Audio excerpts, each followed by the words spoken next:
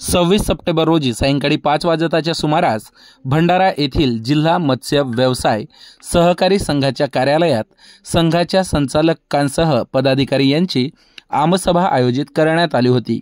या आमसभेला भंडारा गोंदिया लोकसभा क्षेत्राचे खासदार डॉक्टर प्रशांत पडोळे उपस्थित होते।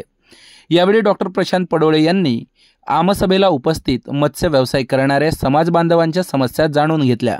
या समस्यांवर लवकरात लवकर तोडगा काढू असे आश्वासन देत मत्स्य व्यवसाय करणाऱ्या समाज बांधवांच्या पाठीशी असल्याचे बोलून दाखविले।